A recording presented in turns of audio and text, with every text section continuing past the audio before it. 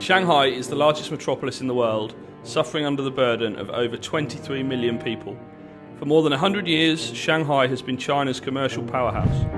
It has been expanding at an unprecedented rate and shows no signs of stopping. The city has reached a crisis point.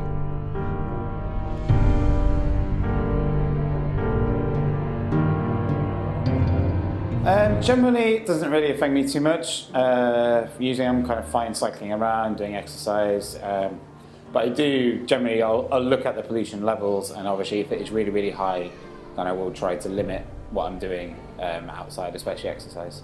So I recently just signed up to the gym so I could exercise indoors to save me, so I can still exercise even when there is pollution. Well, me and my wife, we both own pollution masks ourselves. They're not the most fashionable generally, but I figure if they're better for our health, then we will wear them when we feel it's necessary. The most influential problems occur when we burn fossil fuels to produce energy. They release greenhouse gases to the air.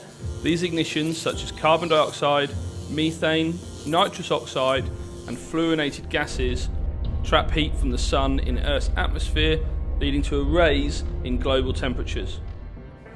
I suppose to a certain extent pollution affects everybody, whether they're aware of it or not. Am I aware of how pollution affects me? Sometimes. So very occasionally I might be able to detect that the air isn't a great quality. But a lot of the time I'm just not aware of that. I'm very aware of the air pollution has reached a certain point on the index, and therefore we will now behave in a certain way. So for instance, it might be the case that if it's a sports lesson, that the students can't go outside, they need to be inside. It might be that they can't actually be physically active inside and they need to be quite static. So it might be that students can go out for a break time, or maybe they can't go out for a break time.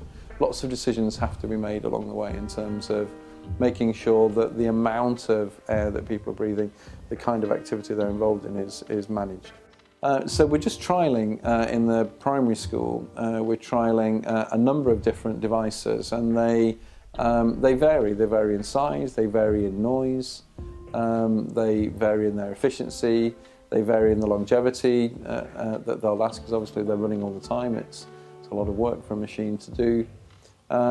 So you have a whole range, and of course some will perform better in certain environments than others. On average, 1 billion gallons of raw sewage hit the rivers every day. In a country where smog killed 1 million people a year, and now Shanghai's levels are amongst the worst. I think in Shanghai it has been more serious in the air pollution, and because the air pollution is more serious, because the government has pay attention with the air pollution, so we had to be together with it, and we have to hope the air will be better for it next one.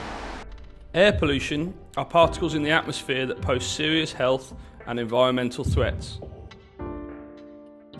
So far, not really. I moved from Bangkok, and the pollution there is pretty bad too. I get sinus infections several times a year. So far in Shanghai, I haven't been sick at all. I haven't worn a mask yet. I have two of the blue air filters in my house. I have one in my bedroom, one in my son's bedroom. So just for the nighttime, really. Yeah, probably. I have a little boy. He's not even 3 years old yet. So if pollution was as bad as Beijing, I might consider leaving. Yeah. Even though the Chinese government have implemented some changes, there is still a long way for a suitable AQI on a daily basis.